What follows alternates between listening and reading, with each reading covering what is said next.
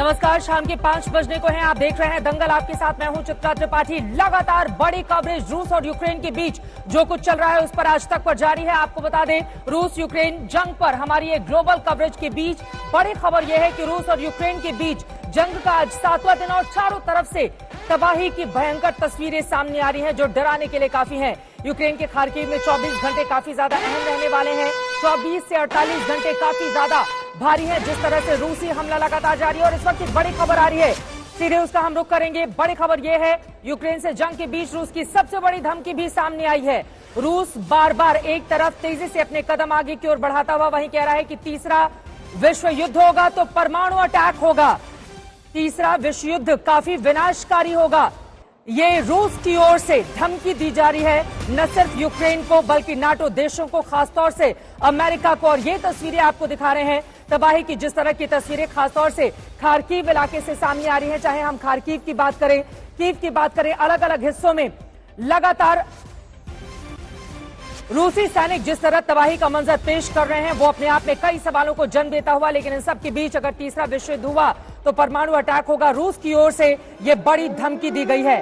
बुधवार को 7वें दिन भी खार्किव और रूस में कीव में रूसी सेना की बमबारी लगातार जारी है। इन सब के बीच ये अलग अलग तस्वीरें जो इस वक्त आप टीवी स्क्रीन पर देख रहे हैं और इसके जरिए समझिए कि हालात किस कदर लगातार हर गुजरते वक्त के साथ बिगड़ते हुए चले जा रहे हैं। यह रिपोर्ट देखिए, उसके बाद चर्चा की करेंगे शुरुआत। आपको ग्राउंड जीरो पर भी लेकर चलेंगे। हम इस समय राजधानी कीव के बीचों बीच है और अगर आप इन तस्वीरों में देखिए कि राजधानी कीव में किस तरह चेकिंग हो रही है, हर नुक्कड़ पर, हर गली मोहल्ले में और हर कोने में इस समय हम लोग की भी चेकिंग हो रही है। हम एक मिलिट्री चेक पॉइंट पर है और हमारे साथ एक भारतीय बिजनेसमैन, बहुत प्रतिष्ठित यहाँ के बिजनेसमैन कुलदीप कुमार है। उनके साथ हम इस राउंड पर है। दोबरे ठीक है गौरव, हम आते हैं दोबारा आपके पास। तो बातचीत की एक बार फिर से पेश करें। नहीं, सईद बताइए आप बातचीत हमसे करते रह सकते हैं। बताइए गौरव, आप हमसे बातचीत कर सकते हैं। हमारा प्रयास यही है कि सईद, हमारा प्रयास यही है कि हम आपको यहाँ की जमीनी स्थिति दिखाएं। बताइए कीव में कैसे जगह जगह यहाँ पर इस समय चेक पॉइंट्स हैं, जगह जगह लोग किस तरह से इस शहर को छोड़ने का प्रयास कर रहे हैं और किस तरह से कीव की सड़कों पर उस बड़े अटैक से पहले अंदेशा क्या है। जो चेक पॉइंट्स हम आपको दिखाना चाह रहे थे उससे हम आपको ये दिखाने का प्रयास कर रहे थे सईद कि कैसे यहाँ पर जीवन एक अलग धुरी पर चल रहा है। हमारे साथ कुलदीप कुमार जी हैं, प्रतिष्ठित बिजनेसमैन है यहाँ पर। कुलदीप जी, यहाँ की स्थिति के बारे में आप आज तक के दर्शकों को क्या बता सकते हैं? अभी आप तो मेरे साथ ही हैं, जैसे आप देख रहे हैं ड्राइविंग आप ही कर रहे हैं, मैं तो आपके साथ में बैठा हूँ। आप देख रहे हैं हर जगह पे चेक पोस्ट लगे हुए हैं। अभी यहाँ पे एक रोड का, इस सड़क का नाम है द्रुजबा नारोदोव। नारोद मतलब जो पीपल और द्रुजबा मीन्स फ्रेंडशिप। तो फ्रेंडशिप जो रोड है ये यहाँ से हम निकल रहे हैं। ये जो लेफ्ट साइड पे हमारे एक नोबुस करके यहाँ पे एक सुपरमार्केट है, देखिए कितनी बड़ी लाइन लगी हुई है। यहाँ पर सही तस्वीरों में देखिए हम आपको कितनी बड़ी लाइन लगी हुई है यहाँ पर। बड़ी लाइन यहाँ सुपरमार्केट पर है। सईद, ये कीव है, ये राजधानी कीव है यूक्रेन की, जिस पर किसी भी वक्त हमला हो सकता है ऐसा अंदेशा है। सईद, जो दूसरी तस्वीरें हमारे दर्शक देख रहे हैं अपने टेलीविजन स्क्रीन पर वो खार्किव की है। सर, आप लगातार, आपको तमाम बच्चों के फोन आ रहे हैं कुलदीप जी, जो खार्किव में फंसे हैं, जो सुमी में फंसे, वो आपको क्या बता पा रहे हैं? वो मुझे यही बता पा रहे हैं, डरे हुए हैं, सब लोग वहां से निकलना चाह रहे हैं। कुछ लोग ऐसे हैं जो रेलवे स्टेशन पे खड़े हैं, कुछ लोग ऐसे हैं जो कि किसी अंडरग्राउंड शेल्टर में बैठे हुए हैं जो लोग। तो देखिए हालात बुरे हैं लेकिन कीव थमा नहीं है। कीव चलता रहेगा, चल रहा है, चलता रहेगा। हालात बहुत बुरे हैं, किसी भी वक्त जैसे आपने अभी सुना कि आक्रमण हो सकता है।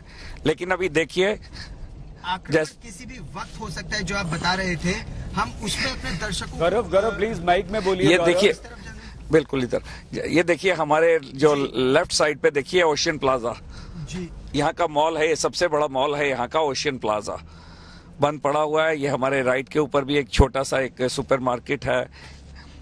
सही ये तस्वीरें आज तक के दर्शक एक्सक्लूसिव तस्वीरें देख रहे हैं। इस समय आज तक ही ये इकलौता चैनल है भारत का जो राजधानी कीव के अंदर है। हम लोग राजधानी कीव के अंदर से रिपोर्टिंग कर रहे हैं ऐसे समय जब कहा जा रहा है किसी भी समय यहाँ बमबारी हो सकती है। कुलदीप जी, क्या लोगों के पास यहाँ पर गाड़ियों के लिए बेंजीन है, खाने के लिए उनके पास माइक अपने पास कर लीजिए जब आप बोले प्लीज। होने लगी है उसकी कमी अब होने लगी है। जैसे आपने देखा है कि हमें डीजल के लिए वहाँ कितनी देर वेट करनी पड़ी आजकल, क्योंकि छोटे छोटे टैंक्स में डीजल या पेट्रोल पंप तक लाया जा रहा है। और लेकिन खौफ नहीं है, यूक्रेनियंस में खौफ नहीं है। मैं देख रहा हूँ चल फिर रहे हैं। हाँ, कुछ लोग हैं जो डरे सहमे हुए हैं, वरना हर आदमी यहाँ पर लड़ने को तैयार है।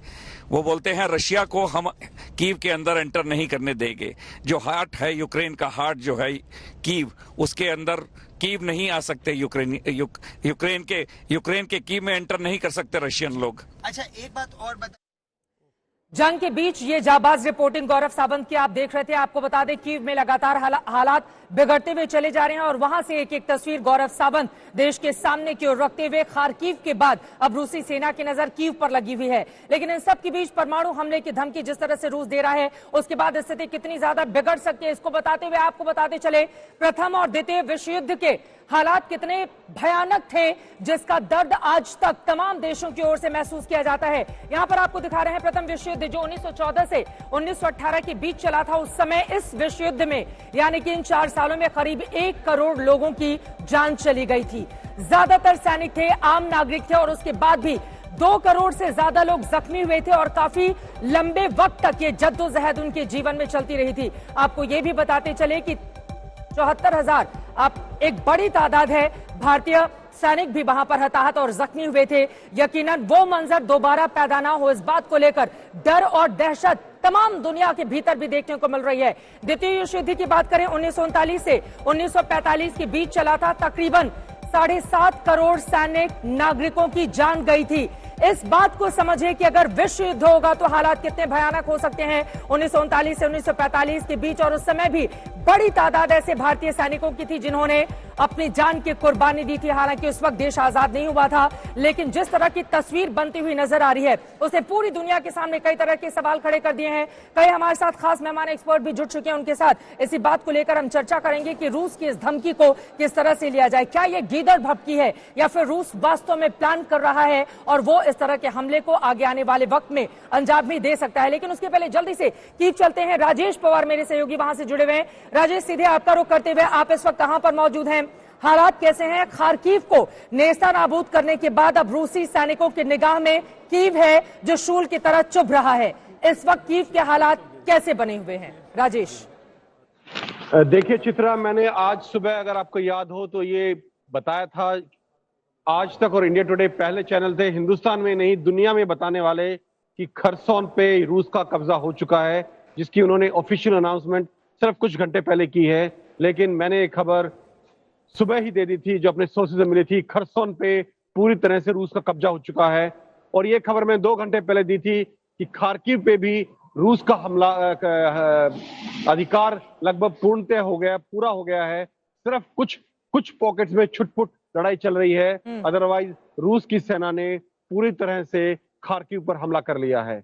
जहां तक कीव का सवाल है, इस वक्त मैं बिल्कुल कीव के सेंटर में खड़ा हूं, फ्रीडम स्क्वायर में खड़ा हूं और यहाँ शांति है। कुछ गाड़ियां इधर से उधर जा रही हैं, छुटपुट 1-2 लोग दिख रहे हैं जो अपनी ग्रोसरीज खरीदने के जा रहे हैं, अदरवाइज जनरली यहाँ शांति है। पिछले 6-7 घंटे से कोई धमाका नहीं हुआ है, कोई फायरिंग की खबर नहीं आई है, कोई एयर रेड नहीं हुआ है। ये शायद तूफान से पहले की शांति है। तूफान से पहले की शांति है, लेकिन यकीनन ये शांति सभी को चुभती हुई नजर आ रही है, क्योंकि कीव पर रूस की जिस तरह से नजर है उसके मद्देनजर वो आगे आने वाले कुछ घंटों में क्या करने वाला है ये किसी को भी पता नहीं है। राजेश, बड़ी तादाद में कल भी हमने देखा था किस तरह से हवाई सायरन वहां पर बज रहे थे और लगातार सभी को अलर्ट किया जा रहा था यूक्रेन की ओर से। आज भी रूसी सैनिक जिस तरह से बॉर्डर पर तैनात है और इस वक्त एक बड़ी खबर आ रही है, उसके बाद मैं फौरन आपका रुख करूंगी। इस वक्त की बड़ी खबर सामने आ रही है, यूक्रेन की मीडिया की ओर से दावा किया जा रहा है रूस से बातचीत का समय अभी तय नहीं है। इन सबके बीच रूस ने खेरसन पर कब्जे का दावा किया है। रूस की ओर से खेरसन पर कब्जा, रूस के रक्षा मंत्रालय की ओर से यह दावा किया गया है। इन सब के बीच बातचीत को लेकर भी तमाम तरह के कयास चल रहे हैं, लेकिन अब यूक्रेन के शहर खेरसन पर कब्जा कर लिया है रूस ने। राजेश, ये दावा किया जा रहा है रूसी मीडिया के हवाले से, रक्षा मंत्रालय ने वहां पर दावा किया है कि हमने यूक्रेन के शहर खेरसन पर कब्जा कर लिया है। देखिए चित्रा, ये ऑफिशियल अनाउंसमेंट अभी आई है। मैं जैसे कि पहले कह रहा था, मैंने आज तक और इंडिया टुडे पे ये खबर आज से 2 घंटे पहले दे दी थी कि खरसोन पर पूरी तरह से रूसी फौज का कब्जा हो चुका है। ये खबर मुझे पहले ही मिल चुकी थी और यही खबर, सबसे पहले खबर हमने दी थी कि खार्किव लगभग पूरी तरह से रूसी फौज के कब्जे में आ चुका है।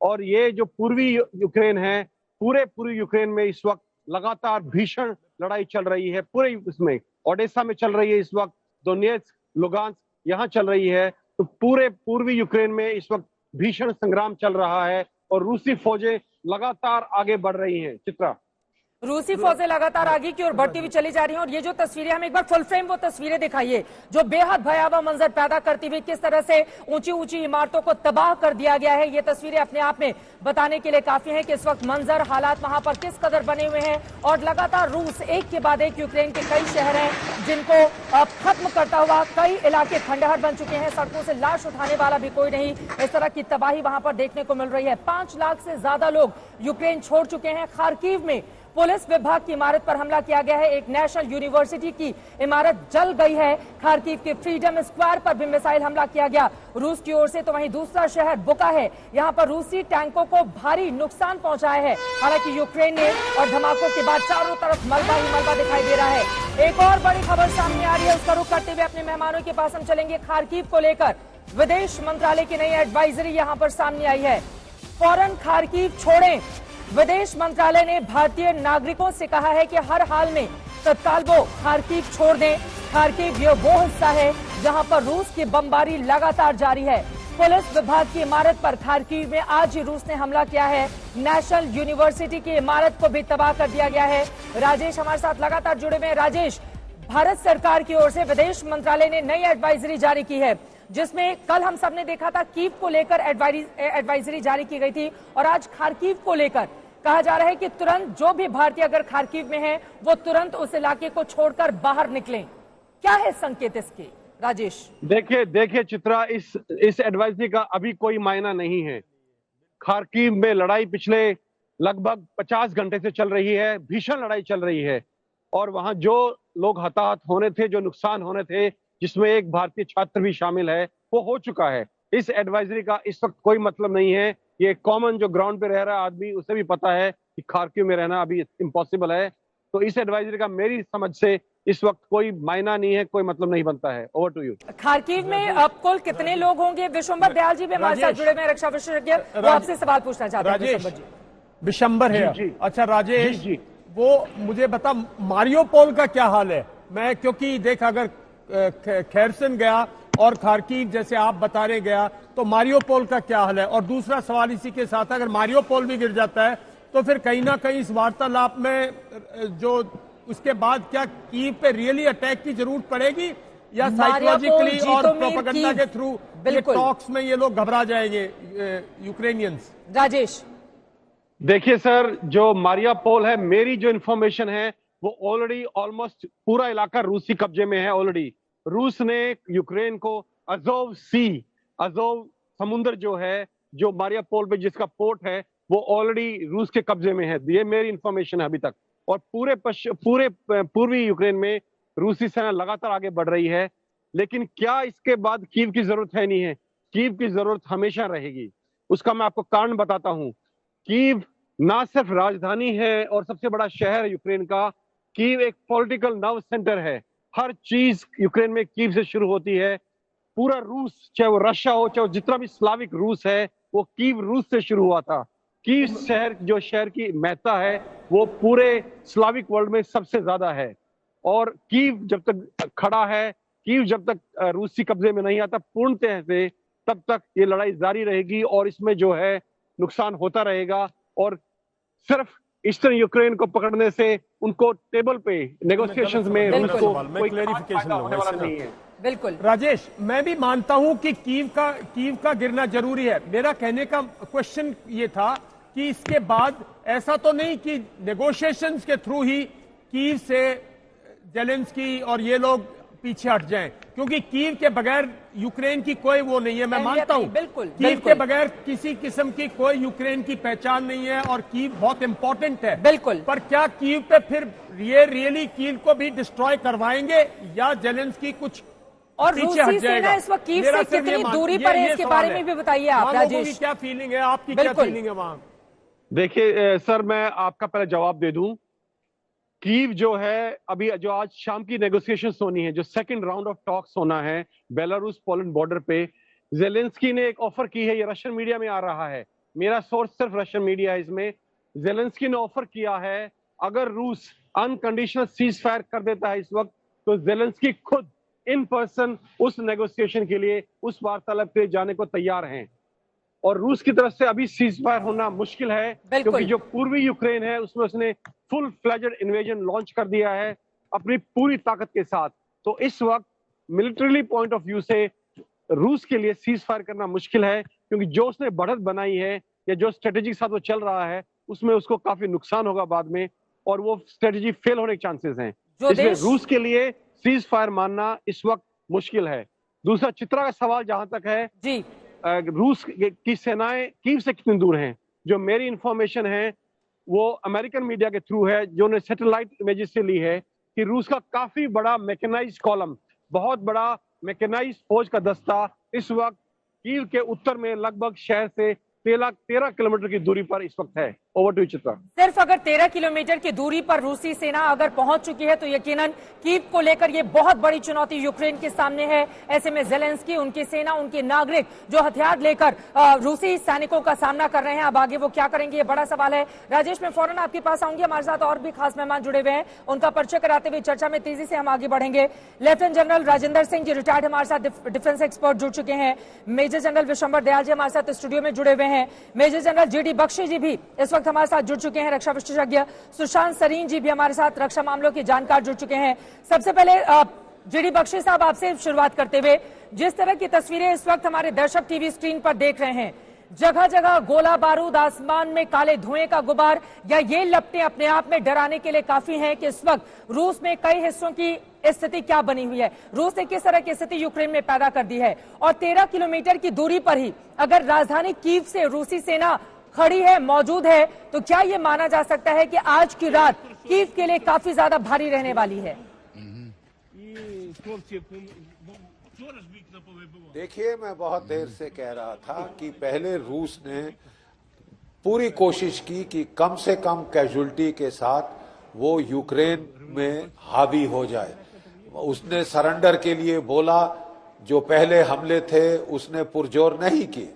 उसके जो एयर सप्रेशन, देखिए जो एयर सप्रेशन कैंपेन था इराक में 40 दिन चला था, ये यहाँ केवल एक दिन उन्होंने 11 हवाई अड्डे, 18 रडार और वो एंटी एयरक्राफ्ट बैटरीज पे हमला किया।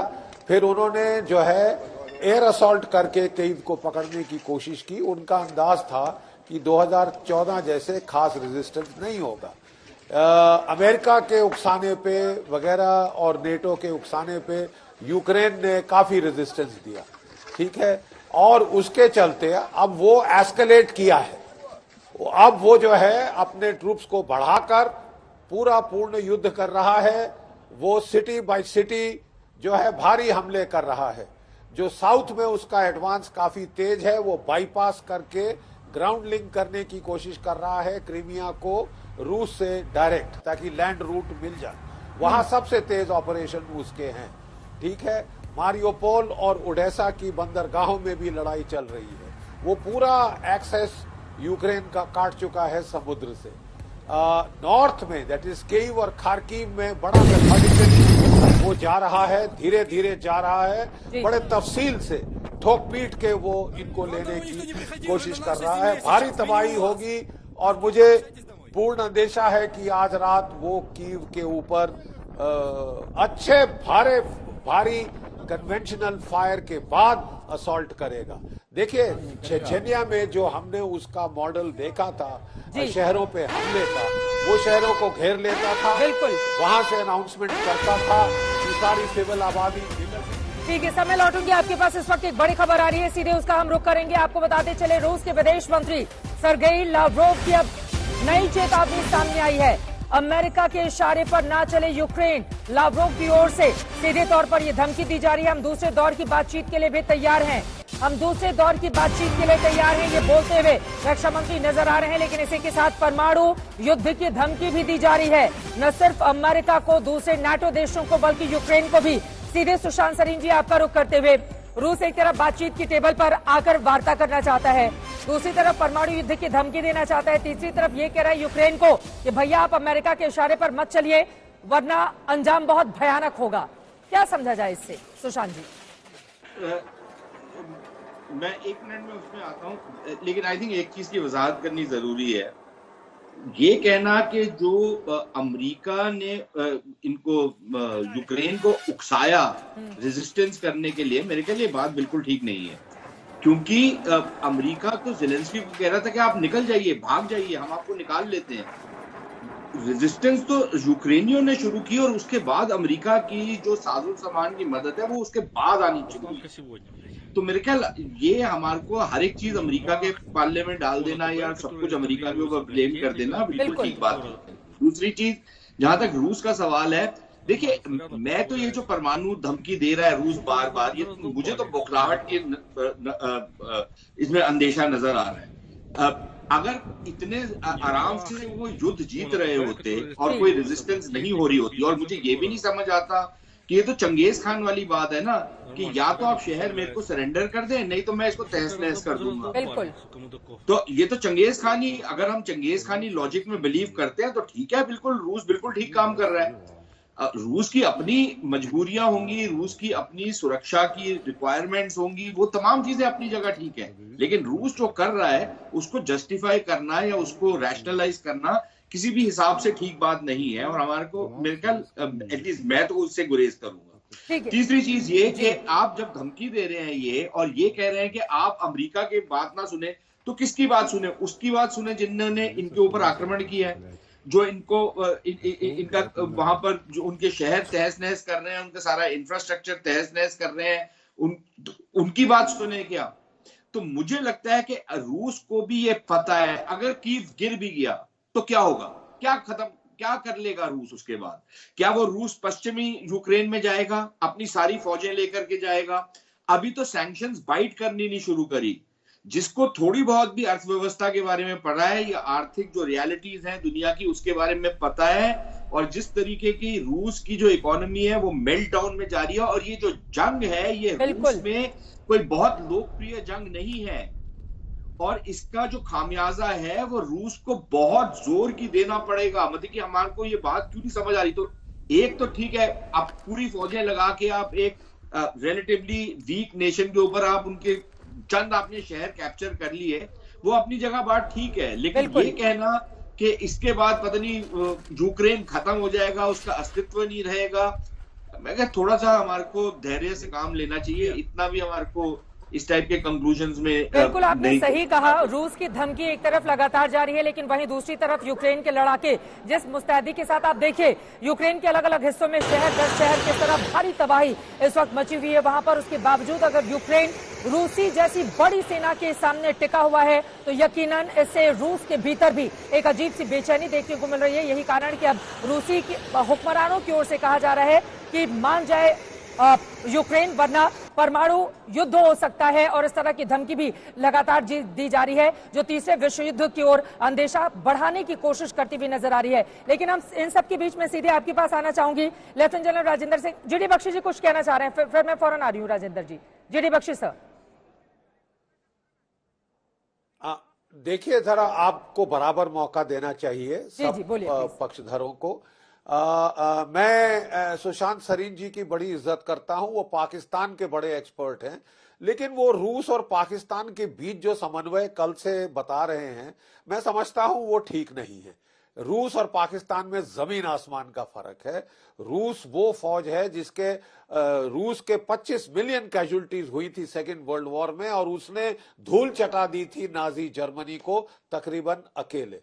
तो रूस को इतना कमजोर समझना और बार बार उसका परिहास करना, किल्ली उड़ाना, ये अमेरिकन मीडिया की चेयर लीडिंग और हमको इतनी नहीं करनी चाहिए। मैं जो मिलिट्री यथार्थ है वो मैं बता रहा हूं। पहले फेज में लड़ाई के रूस ने हाइब्रिड वॉरफेयर को ट्राई किया।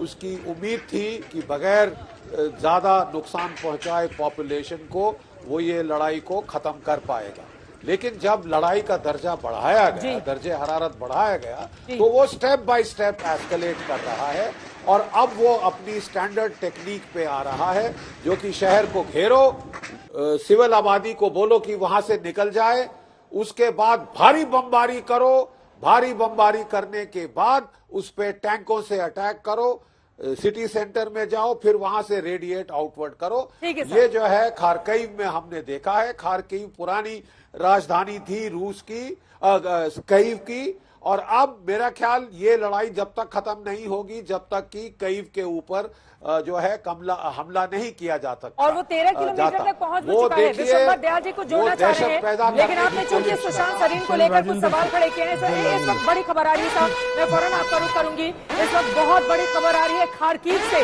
ये बड़ी खबर सामने आ रही है। रूस ने खारकीव में मिसाइल दागी है। यूक्रेन के खारकीव शहर में मिसाइल हमला हुआ है। यूक्रेन के खारकीव पर रूस का जोरदार हमला लगातार जारी है। खारकीव एक ऐसा शहर जिसको पूरी तरह से, ये लेटेस्ट तस्वीरें, अभी की ये तस्वीरें हैं जो इस वक्त टीवी स्क्रीन पर आप देख रहे हैं। सिटी काउंसिल बिल्डिंग पर क्रूज मिसाइल से हमला किया गया है। क्रूज मिसाइल से हमला किया गया है। ये तस्वीरें आपके सामने हैं। भयावह मंजर लगातार खारकीव से सामने आ रहा है। आपको बता दें, आज ही वहां पर पुलिस विभाग की इमारत पर हमला करके उसको नेस्तनाबूद कर दिया रूस ने।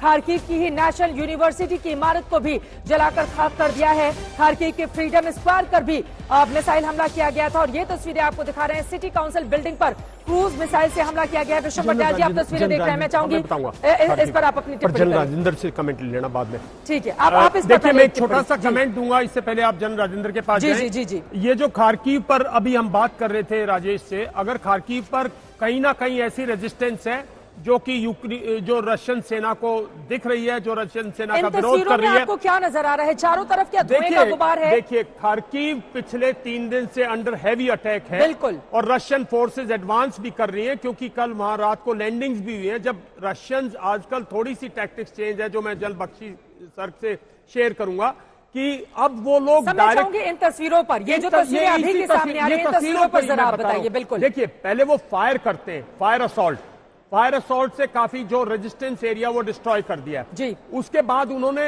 हेलीबॉर्न फोर्सेस भी लैंड किया, मतलब हेलीबॉर्न फोर्सेस का ड्रॉप की। तो उसके बाद जो घरों में जहां से रेजिस्टेंस थी, शोल्डर से जो मैकेनाइज्ड फोर्सेस को अंदर नहीं आने देते, उनको वो एलिमिनेट करते हैं। तो आज उनका 70% 75% शहर पे कब्जा हो चुका है। खारकीव पर बिल्कुल। कहीं है जगह जहां पे यूक्रेनियंस रेजिस्टेंस दे रहे हैं या जहां से यूक्रेनियन इनकी सेना को बर्बाद करने की, थोड़ा बहुत काउंटर अटैक वगैरह करने की कोशिश करेंगे। ये मिसाइल उस एरिया पे स्ट्राइक की होगी, क्योंकि उनका जो पुलिस हेडक्वार्टर है, उनकी जो एडमिनिस्ट्रेटिव बिल्डिंग है, जहां कहीं भी रेजिस्टेंस थी, 7वें दिन भी कीव पर, चूंकि बॉर्डर एरिया में हालांकि 13 किलोमीटर मौजूद है इस वक्त रूसी सेना, लेकिन कीव पर वो कब्जा करने में अब तक कामयाब नहीं हो पाए हैं। हालांकि लगातार उसका मिसाइल अटैक जारी है। इस वजह से खारकीव को लेकर बेहद आक्रामक तरीके से, सीधे सवाल का जवाब मैं आपसे लेफ्टिनेंट जनरल राजेंद्र सिंह जी लेना चाहूंगी। तस्वीरें दिखा रहे हैं खारकीव यूक्रेन की, जहां पर मिसाइल हमला किया गया है रूस की ओर से। इन तस्वीरों पर आप क्या बोलेंगे साहब? और अब ये जो बौखलाहट रूट की सामने आ रही है, क्या कीव पर वो कब्जा करने में अब तक कामयाब नहीं रहा है 7वें दिन? इस वजह से खारकीव उसके लिए आसान टारगेट है और लगातार एक के बाद एक हमले खारकीव पर किए जा रहे हैं। जहां तक मिलिट्री सिचुएशन की बात है, मेरे से पहले जितने भी स्पीकर्स हैं इन्होंने बताया है, और इसके बारे में मैं कुछ और नहीं कहना चाहता हूं। लेकिन एक बात हमको ये सोचनी पड़ेगी कि ये रशिया की ग्रॉस मिसकैलकुलेशन थी। जारी होते ही खारकीव पर देखिए हमला हो गया है। खारकीव से जिस तरह की तस्वीरें सामने आ रही है, एक तरफ भारतीय नागरिकों को खारकीव छोड़ने के लिए कह दिया गया। हालांकि रूस का अब 75% तक खारकीव वाले हिस्से पर कब्जा हो चला है। सबके बीच बड़ी खबर जो लगातार आपको दिखा रहे हैं, यूक्रेन के खारकीव से अब तक की सबसे बड़ी खबर सामने आई है। सिटी काउंसिल बिल्डिंग पर जहां हमला हुआ है, खारकीव में स्कूल को भी नुकसान पहुंचा है, स्कूल तबाह हो गया है। रूस के हमले में खारकीव से ये बड़ी खबर है, जहां पर स्कूल की इमारत को बड़ा नुकसान पहुंचा है। हालांकि पहले रशिया की ओर से लगातार ये कहा जा रहा था कि हमारे निशाने पर स्कूल कॉलेज नहीं होंगे, अस्पतालों को भी युद्ध के नियम के होते हैं कि आप इनको बिल्कुल अलग रखेंगे। लेकिन यहाँ खार्किव में जिस तरह से हमला किया जा रहा है, अब तक की सबसे बड़ी खबर खार्किव से सामने आई है, जहां पर रूस के हमले में खार्किव का स्कूल भी तबाह हो गया है। अब आगे क्या होगा? क्या खार्किव पर पूरी तरह से रूसी कब्जा हो जाएगा? और उसके बाद तेजी से ये तस्वीर आपके सामने है। आप देखिए, इस तस्वीर के जरिए आप समझ सकते हैं कि वहां पर स्थिति किस कदर लगातार खराब होती हुई चली जा रही है। इन तस्वीरों के जरिए एक बड़ा संदेश देने की कोशिश भी, रूस के हमले में खार्किव का स्कूल तबाह हुआ है। स्कूल जहां पर विद्यार्थी पढ़ाई करने के लिए जाते हैं, जहां से वो अपना भविष्य सुनिश्चित करते हैं। दुनिया भर के अलग अलग हिस्सों से यहां पर बड़े पैमाने पर विद्यार्थी पहुंचते हैं पढ़ाई के लिए, लेकिन अब वो भी रूस के निशाने पर है। और आपने तस्वीरों में देखा किस तरह से एक स्कूल को बड़ा नुकसान रूसी सेना की ओर से पहुंचाया गया है।